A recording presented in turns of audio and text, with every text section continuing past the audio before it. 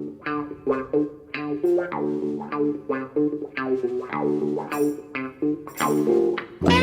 good morning, good afternoon, good evening, wherever you may be, and welcome to the MMA Shower, sponsored by Hatton James Legal. That's hattonjameslegal.co.uk, and Overst Events. That's overstevents.com. Your event just easier.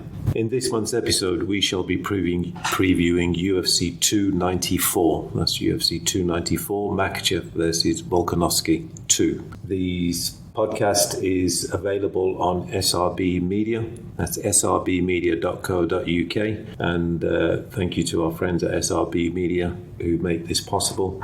And please head over to SRB Media for all manner of podcasts, music, and other sports as well. To contact the podcast, you can email the MMA Show 7, the MMA Show 7 at gmail.com. Twitter at the Twitter handle is the MMA Shower, or X as it is now, and Facebook Let's Talk MMA. And so, as stated at the top of the podcast, that we're previewing UFC 294, which is a pay-per-view event from Abu Dhabi, UAE. And we're going to have some news around the MMA world, in particular pertaining to UFC. Some testing times ahead for the UFC, I think. So that will make some good conversation with my co-host and regular guest / co-host, Matt Penny. Matt, how are you? Good evening. Pleasure to be back as always. And I'm kind of glad that we've delayed the show recording by 24 hours. It was meant to be yesterday, but what a crazy 24 hours that the UFC has had. You know, I was looking forward to this event anyway. I mean, it's probably one of the biggest cards of the year, but I'd argue it's now got a little bit bigger, actually.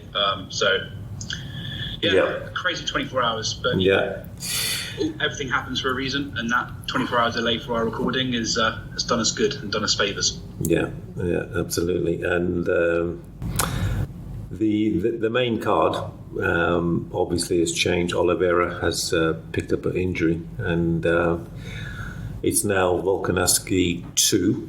So they fought in February last year. Just before we go into the main event, I think it's worth mentioning the co-main, which is Usmanov versus Chimaev, Khamzat Chimaev. So just give us a quick rundown on that. I'm looking forward to it anyway. Do you know what? It's a bit of a dream fight, and I'm pretty sure, we've done a number of shows this year, and I'm pretty sure we've mentioned the welterweight division. I've said on a couple of occasions that Usman Chimaev is the sort of no-brainer for me. It seems the UFC want to ice Chimaev a little bit and sort of cool him down. I'm not sure why, because he's been so dominant. But he needs a step up in competition, and Kamaru Usman, former champion, he's the perfect man to give him that challenge. I think the fight is at 185, it's at middleweight. Correct, it is, due to Usman's late accepting of the fight and everything, but I still think it's going to be a great fight, and hopefully it resounds in the welterweight rankings after the fight. It's perfect for everybody, really. Even if I know Usman's on a decline, and if he loses this, you would suggest you look at his record and go, God, blimey, he really has fallen off, and maybe this is it. This is his real downward spiral. And I think from my point of view that I'm still looking forward to this fight, because, like you said, it's a last-minute replacement. It was Paulo Costa. But Usman is a worthy opponent for Chimaev. I think it's a better fight. I've got to be honest. I think it's more interesting for sure. It's always good to see Usman back. He had the 2 losses against Edwards, so it'll be good to see what kind of he's going to be in massive shape for 185. Yeah, I'm not sure. I mean, it could be, but in terms of excitement, I'm not sure he'll be more exciting than Paulo Costa, because he's just a brawler.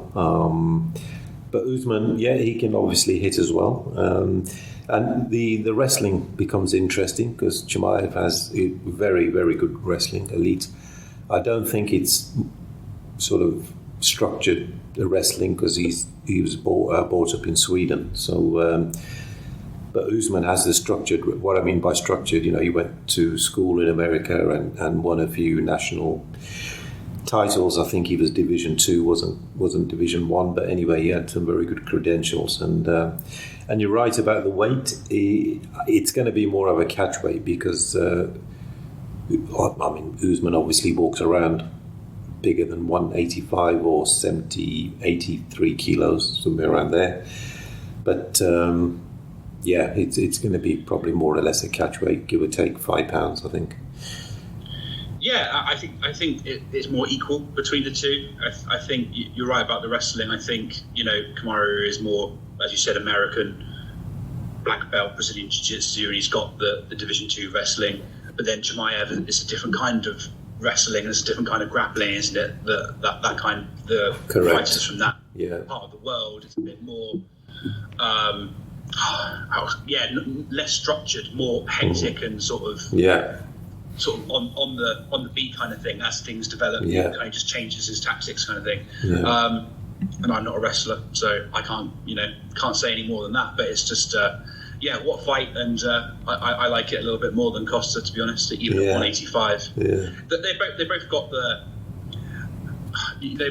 all the rounds in them, both these fighters, and they've both gone 5 rounds multiple times. So I think it could be a fight that's drawn out, but it could be a really entertaining one for sure.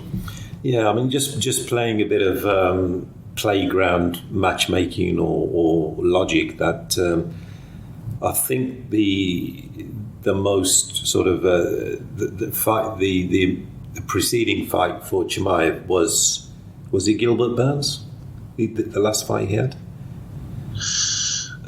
Chimaev fought Kevin Holland. Oh yes, but that was he was supposed to fight Nate Diaz, and then they had a brawl, and I'm not really counting the Holland fight because that was like 20 seconds of mauling. Gilbert Burns was the drawn out. Yeah, I think where I was trying to go was the step up in class was Gilbert Burns, and Gilbert Burns gave as good as he got. But and the reason why I bring that up, because you mentioned it as well, that it is a class step up in class with Usman. I think he's still number 2 or 3 in the welterweight, somewhere around there. He can't be far off that, can he? Yeah. He can't be far off. He's only had 2 losses against the champ, and it's probably one of the biggest steps up in sort of competition that we've seen. But a lot of people were calling for it. They said, "Look, we love his style, so just give him, kind of push him to the moon, see if he can hang." Because the UFC have sort of put him on ice a little bit over recently. So I need a prediction.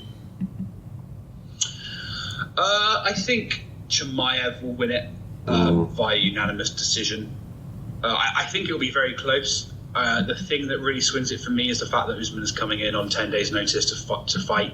I think if Usman had a full camp for this fight, I think it would be really, really close and almost unpredictable. But I'll go Chimaev because he's had the time to. Okay, he hasn't prepared for Usman, but he has had a full fight camp. Usman hasn't. Okay. And so I think I'm going to agree. I think for Usman, if he beats Chimaev, does he bring him back in contention in the welterweight title? Maybe not. Chimaev, it will silence the doubters a bit more because Usman is still a world-class elite fighter. So there's reasonable motivation for Usman, but extremely good motivation for Chimaev, and I agree that because he's been in fight camp, not for Usman, but he's been in fight camp, and I just got a feeling maybe Usman might be one of these fighters that, because he got knocked out so severely, could that dent his confidence mentally slightly? Just a couple of percent, nothing major, but at this level, a couple of percent makes all the difference. So I think I agree with you there. Possibly for sure. And obviously, I think he still has Trevor Whitman in his corner, so we'll see if Usman can work that magic with the striking. Because obviously everybody will be looking to the wrestling, but let's see if he can just come out there and just sort of swing hands and see what happens. It's only a three-rounder after all, so put it all out there, empty the gas tank, and go for broke. Yeah. Okay, now we're on to the main event. So we've by now everyone will know that Oliveira had an injury. I'm not sure exactly what kind of injury he had. Was it in training or? I think Oliveira got a huge cut above his eye. Sparring, in training, like a huge gash above his eyelid. Yeah. Okay. All right. But that's Volkanovski's game. The obvious thing for him is that it's 2 weeks away as we record. 10 days, something like that. 10 days, yeah. That and normally when fighters come in last minute, then frantically trying to lose 20 pounds, 30 pounds in a few weeks, 2 or 3 stone in a few weeks, or what's that, 10 kilos, 12 kilos in a few weeks, whatever. Yeah. In Volkanovski's case, he's actually going to be thinking, oh crap, I've got to put on weight. And I remember him saying that when he had a full 8 weeks or maybe 3 months before the first fight, he found it really difficult just to eat the amount of food. I mean, for some people that sounds like heaven, eat more food, stuff your face, but if you're training as well, it's not easy. And obviously he's not going to be eating junk pizzas and fried chicken every day. He's going to be having good wholesome food, rice and meat and potatoes and stuff like that. So my take on it is, how is he going to gain not enough weight, because he won't gain enough weight, but enough weight to feel confident against a monster like Makhachev? Yeah, I think weight will definitely come into it. I also think his preparation, because he hasn't been in camp either. It's a very similar situation to the co-main, where in terms of like wrestling styles, again, it's that Russian kind of not traditional American style wrestling against Volkanovski, who has a bit more of a sort of traditional and structured style of wrestling. But also Makhachev, again, he's the one who's had the full fight camp. Again, it's not Volkanovski, but he's sort of fight ready, he's fight fit. Volkanovski isn't. Last time, the last fight that they had was extremely close. A couple of people said that Volkanovski probably should have sneaked the win. That's up for debate, but he's above Makhachev in the pound-for-pound rankings, and he's stayed more active. So it's kind of on an edge, this one, for me. It's on the fence for this one. Yeah, I think that the previous fight, I'd certainly give Volkanovski a hell of a lot of credit, but I don't think he did enough. But I think why people got that impression, maybe because they thought that Makhachev was more, smaller guy. But Volkanovski, anything but, he did not get mauled at all, and that's why maybe some people thought he won. But he certainly, gave it a hell of a fight, and it was close. But I think Makhachev did win it. So their size was very similar. Going into the fight. I think a lot of people were unsure. Obviously, Volkanovski is quite thick and wide in his stance, but it's like you didn't know how he was going to look compared to Makhachev and how he would look in the cage, but they looked quite similar in size, which is quite odd, really, and obviously a similar weight, obviously. So it really will come down to the fact that Volkanovski hasn't had a camp. He hasn't had a camp for anybody in a little while, since July. So I think he had a fight already booked as well for January. So what is his mindset? Where's his mindset going to be? And obviously this is what you say about anybody who takes a fight on short notice, really. Yeah. Okay, prediction time.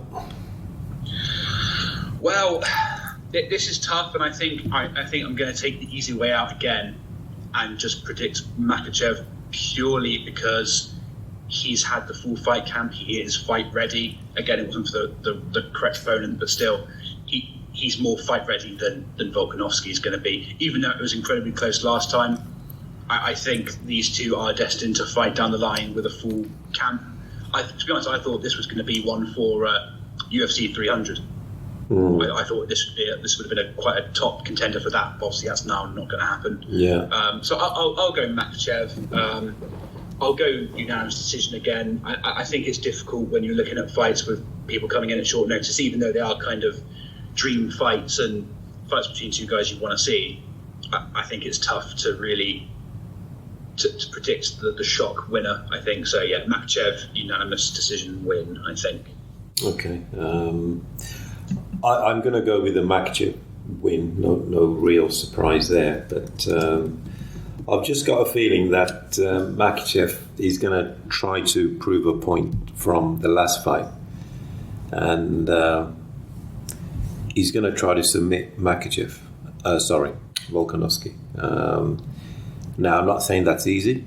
Browne, Ortega, one of the best jiu-jitsu finishers in the last 10 years, probably couldn't do it. And he had him in an extremely vicious chokehold. And Volkanovski somehow, just pure willpower, just did not get submitted. So I'm not saying it's going to be easy by any stretch. But I just think Makhachev will learn a lot from the last fight. And he's not cutting weight this time, or as much weight. He wasn't. He was still lightweight for him, yeah. But he's probably learnt a lot, and I think he'll want to make a point that last time wasn't that close. Here you go, finished you in the third round, maybe for sure. But I think, do you know what? Either or of those sort of endings, I think this is kind of a win-win for Volk. Obviously, he doesn't want to lose it, right? But it's very easy for him to fall back on it and say, well, I did take it on 10 days' notice. Depending on how it ends, if it's another decision, he can turn around and go, well, hey, look, I took it on 10 days' notice. I didn't even have a camp sorted, and I still took you the full 5 rounds. Yeah. That's kind of changing my mind on the spot and making me. And that's exactly why I think Makhachev will want to finish him, because he doesn't want to. Exactly what he said. Oh well, I still took you for 5 rounds on 10 days' notice. Yeah. Yeah, that's very true. Well, I'll stick by a decision to make it a little bit interesting, and we'll see which one of us is right. But if Volk does take it the full 5 rounds again on 10 days' notice, I mean. I think that will be a moral victory for Volk. Yeah. Oh yeah, arguably the pound for pound best. Yeah. So, yeah. All right. So, yeah, swings and roundabouts that fight for sure. Yeah, exactly. And okay, that's UFC 294 on October the 21st from Abu Dhabi, UAE. So we're looking, and there's a few other good fights on the main card. So we're looking forward to that. Moving on to we're not going to have time for any fan questions, but moving on to MMA news. Before you go on to the sort of the real breaking news, is there any other news you want to sort of impart on the listeners on the MMA world, UFC? Well, apart from the obvious that happened yesterday, a little bit of news went under the radar, I think, where a UFC and Saudi partnership was announced officially. Mm-hmm. Obviously, we know now that UFC and WWE are under the same umbrella, TKO, and WWE have worked with Saudi for years and years and years and put events on over there. So now UFC have got a partnership official, and they are going to have a fight night event in March. Now, I think March was going to be a month that was kind of penciled in for UFC 300. So when I saw the news, I was a bit fearful, because I really don't want the flagship UFC event in 10 years to be in Saudi. I'd prefer it to be in America, just because that's their main market. Yeah. I think like Saudi Arabia are getting a lot of big events, big boxing events especially, and big sort of WrestleMania style wrestling events over there. Yeah. So I'm really pleased if they stick to their guns and actually do only put a fight night event. Yeah, that's very interesting. Yeah. Just because I think they get enough over in Saudi Arabia, so I just think a fight night over there is, I'm guessing WWE influence probably helped that along a little bit because of the, I'm sure. Yeah. I A fight night is good, but keep UFC 300 probably at Madison Square. Because the WWE, I think they've been going to Saudi for 3-5 years now, maybe a bit longer. Oh yeah, 4 or 5 years, and they've put on like WrestleMania-sized events over there. They've gone big for it. They've had Undertaker returns and Shawn Michaels returns, so that they've had big names, and obviously they've got Ngannou fighting over there with Tyson Fury. Tyson Fury, yeah. And Anthony Johnson, Joshua fought over there as well, didn't he? Yeah, with a really cringy after-fight promo, yes. Yeah, promo, you're being very kind, Yeah. But obviously... Yeah. Obviously, yesterday, yeah, the headline news I think we cannot escape is, the UFC USADA partnership is coming to an end. Yeah, and what surprised me, I was just doing a bit of searching around the net, and it made non-sporting websites, the Economic Times of India and a bunch of other websites that are not sporting. So it's big news, yeah. It is big news, and there are still a lot of questions to come from it, because only USADA have put out a statement.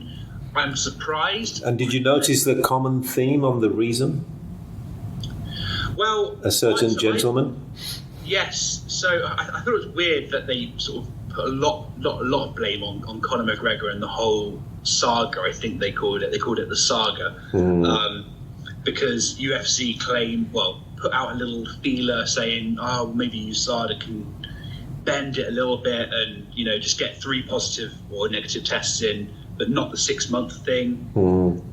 So USADA blamed it on that and said, we were uncomfortable with that. But then later on in the statement, they say that the UFC, after positive negotiations, they've actually turned around and said that they're going to end the relationship themselves. So it's not USADA. So it sounds like it's a bit of a messy one. I think both parties, even though they had positive discussions, as they said, I think both of them were quite happy that it was over. I don't think they should be using the word positive in USADA testing. Yeah, there should be. No. It has different connotations when. But I know what you mean. But Conor is back in the testing pool. That's the weird thing. The statement kind of started off by saying, McGregor's back in the testing pool, and we're going to test him, but we're not sure if it's going to be for 6 months because at the start of the year we're cutting ties, and it was like, oh, okay. It's a bit of a weird statement. But they haven't addressed, UFC haven't addressed what they're going to do moving forward. I'm pleasantly surprised, I'll be honest. I thought the relationship had come to an end. The UFC always kind of sniped at USADA and about the whole, testing fighters at 5 a.m., 6 a.m. at fight night. So now what UFC really needs to do is sort of hire a lot of very experienced people and do it in-house and say, keep it random, but not at 5 a.m. on a fight night to affect their fighters. Yeah. Regarding Conor McGregor, that if he is to blame or whatever the real reasons are, we're not really sure. But I think that him coming back into the pool doesn't really mean anything, because if he's been out, I think, was it 3 just before the series, what do you call it, the in the house? It's like 2 years since the leg break, is it? Yeah, the leg break, and then when with Chandler, yes. He certainly dropped out the pool about that time, was it? 6 months ago, 4 months ago, whatever. Yeah, that's when he should have been entered. Yeah, exactly. They said, you're going to be entered, because obviously after the house, the coaches have a fight. And that didn't happen. He was huge. Yeah. And he was huge. And he was walking around in his vest, and his neck was like Tyson, and he was easily 200 pounds. Yeah, I'm not kidding. Like, he was massive, and there's been lots of questions about his shape. And even though he looks in great shape, it kind of looks like a bodybuilder shape. It doesn't look like, it's different between being in good shape for a bodybuilder or an image. but it's different to a fighter shape, and he just didn't look in fighting shape. He looked, very picturesque. It's just a very odd statement. It was, just to start off with the Conor McGregor news, that it sounded positive, but then literally about a paragraph in to say, well, we don't know if he's going to have his full 6 months, because in 2 months, guys, we're out of here. Yeah. It was a really weird one. Why even bother mentioning Conor McGregor at all? Because you're basically saying we're not going to test him after December, so what's the point? You might as well just not enter it. Yeah, and the Ultimate Fighter is obviously what they've just finished filming, I think, or a few days ago or whatever. But the point I was going to make is that when he dropped out the pool, and now he was going to come back apparently any day now, he's had 4 months, 5 months. I'm not a PED expert, but I'm just theorizing here, that he had a chance to clean whatever, if he did have anything in his system. Obviously we don't know, but we're just theorizing, and he may have had a chance to clean stuff out, and then decided, I'll come back. And by that time, stuff had happened between USADA and the UFC, and if this was like they were uncomfortable with this kind of timing or situation or exception, like you said, they were going to do various exceptions. They said, no, that's enough. We don't want to be tarnished with that around their sort of image. Yeah, it's a real weird one, and I kind of think that they used Conor in that as a bit of a get out clause for themselves. I think they turned around, they got told by UFC that we're going to cut ties with you at the end of the year, we're going to do things ourselves, or we're going to go in a different direction, I think is the words they used. UFC said they're going to go a different direction. So I think USADA turned around with egg on their face and said, okay, fine, do you know what? We weren't really happy with the whole Conor situation. We weren't happy about you pressuring us into giving him leeway. So, yeah, we're happy with the cut as well. I think that's them covering themselves just to, come out with a bit of dignity. That's my sort of tinfoil belief. I'm not that surprised, to be honest, because if UFC bring it in-house, then they lose to a certain degree of any sort of autonomy, or sort of, well, it's we have no control over this. But if they bring it in-house, then obviously that means they have to pay someone. So when you pay someone, is there a bias towards your employer or your sponsor or whatever the case is? That's one potential downfall of doing that. And the other one is if people have been watching UFC for maybe 10 years and more, before USADA, so I think they came in about 8 years ago, and it was after the Anderson Silva scandal when he got caught after his leg break, and I think he fought Nick Diaz, and then he tested positive for steroids, and then after that he fought Michael Bisping, and he somehow lost in London, but that's another story. To Bisping, it's about the downfall of Uberim as well, wasn't it? Yeah, absolutely jacked. Yeah. Suddenly he came back a bit more of a fleshy, lesser fighter, if you will. Yeah, he sort of went from the Incredible Hulk to some average guy working in some Home Depot or something. But yeah, he lost all his muscles and mass. But I think the point I was trying to make was that when UFC went to USADA, and if you've been watching it a while before USADA, when fighters did sort of get tested positive and started to pop for results, Dana used to say, this is the government. So what he meant was that the commission, they provided drug testing sort of system. And I think, I don't know exactly what it was, I never looked it up, but it's like a random test, maybe not even random, just a test 3 weeks before or a week before the fight. And then some fighters at random would say, can you please, come in for a test after the fight. So it was very light testing. That was the point of that it was government or commission sponsored. But it was independent, but obviously they didn't have the money and the resource. What USADA were getting paid by UFC to have 27 tests in a 3-month camp and go to their house, and I think they used to go around the world. It wasn't just in America. They used to, if a fighter was based in Europe or Australia, they would fly there and test them. Yeah. And you bring up a really good point about the in-house testing. The whole point is that people believe, and they have a belief that there's been no preferential treatment to a fighter, which you think the UFC would give somebody like Conor McGregor, because they've already shown it. They've already said it. When Dana publicly said, maybe USADA could, give him a bit of leeway, maybe we could discuss that, he's already shown his hand. He's already suggested it publicly that the UFC would do that. That's what he's saying, essentially. He's saying that he believes that it could be bent for certain people. It's a bit like, when the governments are told they've done something wrong and they have an inquiry into what's happened, they bring in somebody externally because, if they do it themselves, they're just going to let them off. I think that is a good point, but I just think that USADA was the relationship at a number of occasions was fraught with arguments and disputes.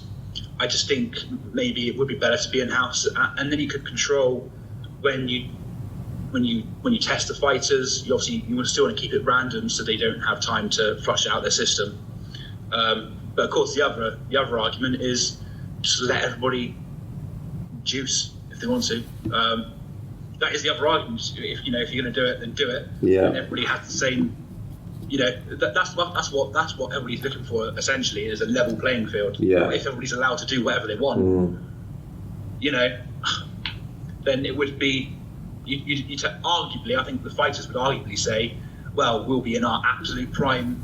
If you look at Cowboy Cerrone, for example, after he said he retired, about 2 months later, he popped up on Instagram, absolutely jacked, with like shoulders and neck, and he's huge. Yeah, he could probably go on fighting for another 10 years. Yeah, on the source. Yeah.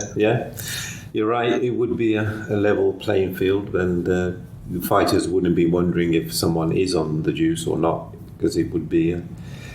It would be a level playing field. But I think USADA in the last few years have lost a bit of credibility. One sort of instance that comes to mind is when I think John Jones came back after one of his many layoffs for whatever reason. Normally his own fault, but I think the fight was going to happen in Vegas, Nevada, and then it got moved to California literally a few days before, or the other way around. And he tested positive for, I think it was testosterone derivatives or estrogen derivatives, and he was so minute, picograms. You remember that, picograms?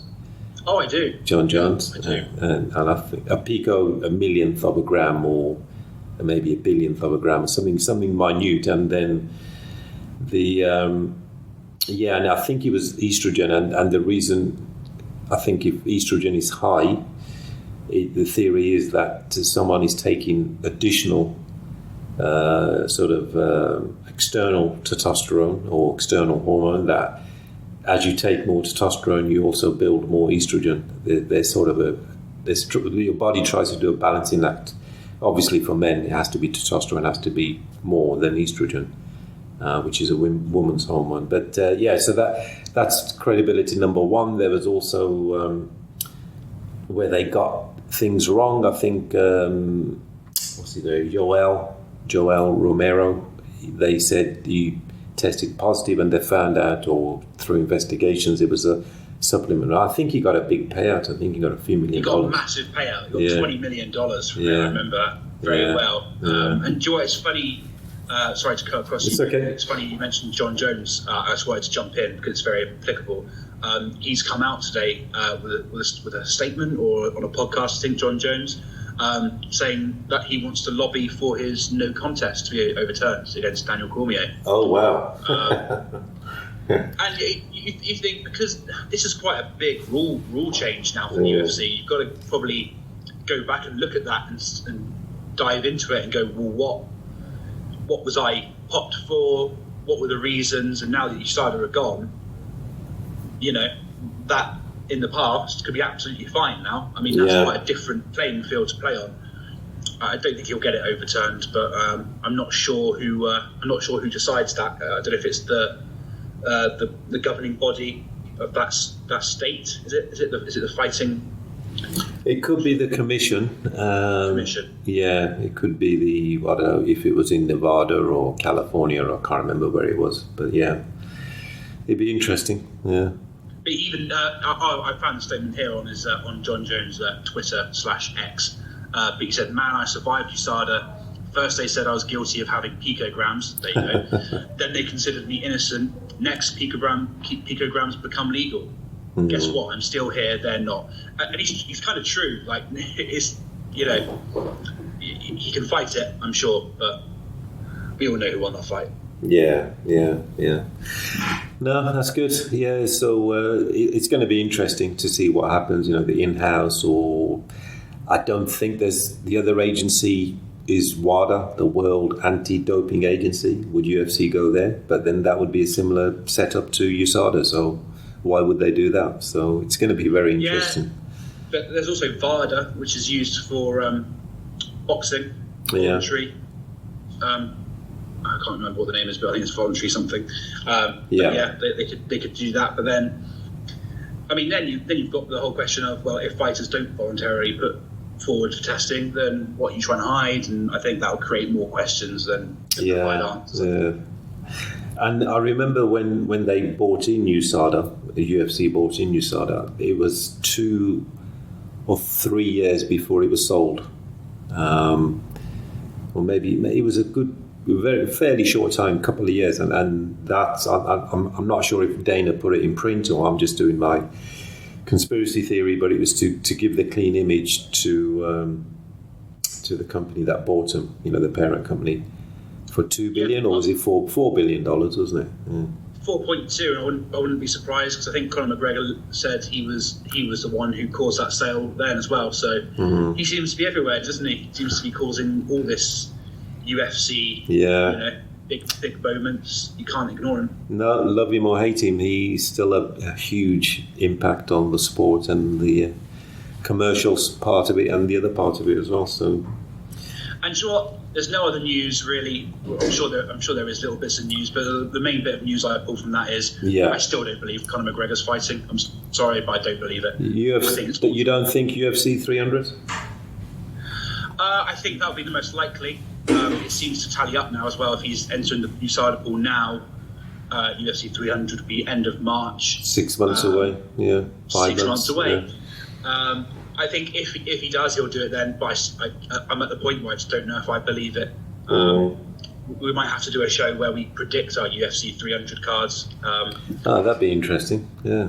Yeah, but it's it'd be weird because if Conor McGregor's on it, he'd have to main event, right? Yeah, correct. I don't think you'd have a non-title fight main event for a UFC 300, or maybe you will. Maybe he has that name power. But yeah. No, that's good. I give up. I don't think he's fighting. That's it. I give up. But no, that's good. It's there's some good articles on purelymma.co.uk. So head over to purelymma.co.uk. We're both writing for now. Yeah, absolutely. And we'll keep articles there on a regular basis. So that's a good sort of outlet to catch up on. Not always standard news. Sometimes we have a review section. Last month or the month before, it was regarding actually the status of Conor McGregor. Yeah, so that's quite interesting. Yeah. And we're both working, and it's something that I wanted to shout out to the listeners, really, that we are looking for people to join the team who can provide daily and regular articles. I try and do regular articles, just about everyday news and creating discussion points. So I'm just looking at anybody who wants to get in touch and potentially write for us. Do get in touch via the website or at Purely MMA, and we can have a discussion about it and grow our team. Yeah, absolutely fantastic. We haven't got time for, unfortunately, any fan questions. We did have a couple, but we can pick them up next month because of the the news of USADA was such a big piece of news. We had to give it a good 10-15 minutes, which we have. Anything else from your side, Matt? No, nothing else, but I'll be looking forward to the next show, because that'll be on UFC 295, Jones Miocic. Huge fight that'll be, so we'll do a big show for that, and we'll include a number of fan questions for that. The big Madison Square Garden card. Yeah, absolutely. And then in December, Edwards versus Covington. You said 296. Yeah. I mean, they've saved in my opinion, they've saved the best fights and the best cards until the end of the year, which I'm loving. I mean, that's great. Yeah. I just hope all these big fighters and big names stay fit and healthy for the potential UFC 300 card. Yeah, that's going to be a mega event. So, okay, thank you, Matt, as always. Always a pleasure, and always good to get your alternative opinion on this. And good luck with everything. So this has been UFC 294, Makhachev versus Volkanovski, which will take place in Abu Dhabi, and that will be on October the 21st. The podcast is sponsored by hattonjameslegal.co.uk and Overversed Events, overversedevents.com, and is put together by SRBMedia.co.uk, SRB Media. So wherever you may be, good morning, good afternoon, good evening, and thank you for listening.